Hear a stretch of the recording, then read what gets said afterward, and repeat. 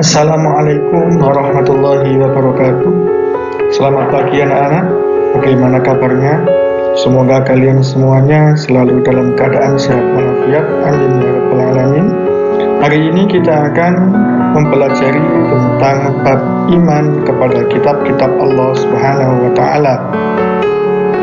Silakan disimak, didengarkan slide atau video ini dari awal hingga akhir supaya kalian mengetahui apa yang perlu dipelajari. Bila perlu, jika ada hal-hal yang penting, mohon untuk disiapkan buku tulis supaya dicatat di dalam buku tulis. Mari kita ikuti pertemuan hari ini melalui slide video dengan berdoa bersama di dalam hati. Amin amin ya rabbal alamin. Mudah-mudahan ilmu yang kalian pelajari nanti akan menjadi ilmu yang bermanfaat. Amin ya rabbal alamin.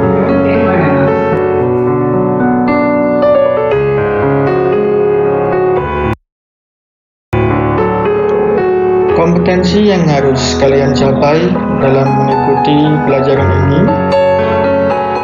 Yang pertama, kompetensi inti, menghargai dan menghayati ajaran yang dianut. Yang kedua, menunjukkan perilaku jujur, disiplin, tanggung jawab, peduli, santun, percaya diri dalam berinteraksi secara efektif dengan lingkungan sosial dan alam dalam jangkauan pergaulan dan keberadaannya. Sedangkan kompetensi dasar yang harus kalian miliki: 1. Beriman kepada kitab-kitab suci yang diturunkan oleh Allah Subhanahu wa taala. Kemudian yang kedua, menunjukkan perilaku toleran sebagai implementasi beriman kepada kitab-kitab Allah.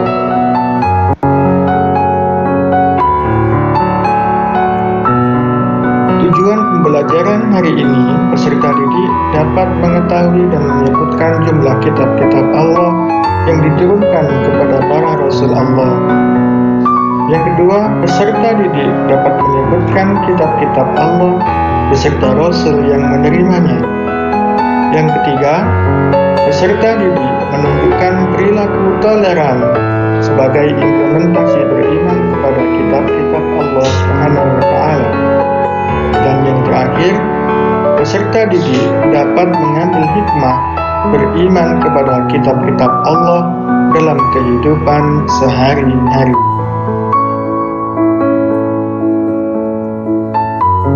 Adapun langkah pembelajaran untuk bab ini, yang pertama, kalian wajib mengisi daftar hadir mengikuti pelajaran. Yang kedua, melihat serta menyimak video atau slide. Yang ketiga, mencatat hal-hal yang penting ke dalam buku tulis yang sudah kalian persiapkan. Dan yang terakhir, mengerjakan evaluasi.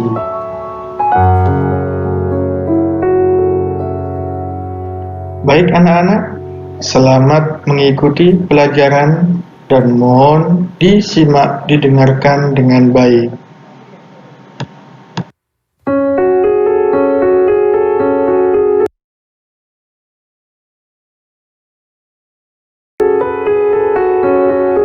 Tahukah kalian bahwa Allah Subhanahu wa taala menurunkan kitab-kitab kepada beberapa rasul? Berapakah jumlah kitab-kitab Allah itu dan kepada siapa saja kitab-kitab itu diturunkan? Ketahuilah bahwa jumlah kitab Allah yang diturunkan kepada para rasul ada 4 buah kitab suci yang masing-masing diturunkan kepada rasul yang berbeda.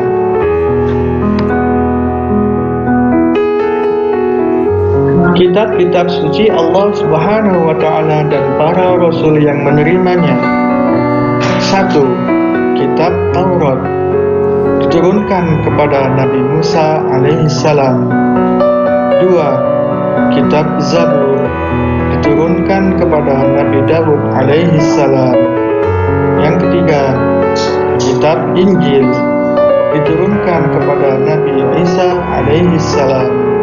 Dan yang terakhir, yang keempat, kitab Al-Quran diturunkan kepada Nabi Muhammad Muhammad Sallallahu Alaihi Wasallam.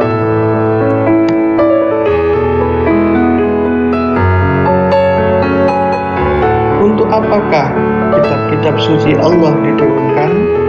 Apa manfaatnya bagi kita? Kita patut bersyukur atas adanya kitab-kitab suci Allah Subhanahu wa Ta'ala yang diturunkan kepada para rasulnya.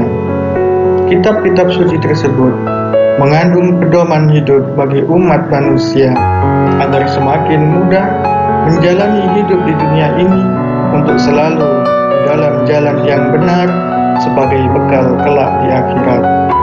Artinya, Allah Subhanahu wa Ta'ala tidak menghendaki kita hidup tersesat di dunia dan sengsara di akhirat. Tetapi Allah menunjukkan jalannya melalui kitab-kitab suci itu agar kita selama hidup di dunia ini selamat bahagia di dunia sampai akhirat. Subhanallah, kita harus sadar bahwa Allah Subhanahu wa Ta'ala begitu sayang kepada kita semua agar kita tidak tersesat sehingga menurunkan kitab-kitabnya sebagai pedoman untuk hidup kita di dunia sampai akhirat.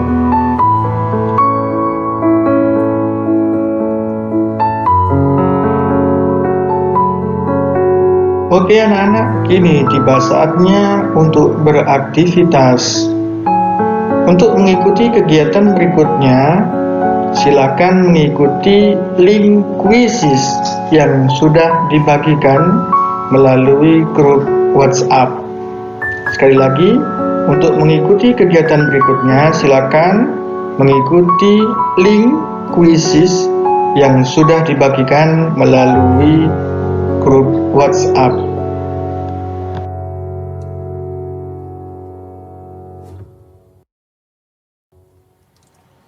Demikian apa yang dapat saya sampaikan tentang bab iman kepada kitab-kitab Allah, dan akan dilanjutkan pada pertemuan atau slide berikutnya di waktu yang akan datang.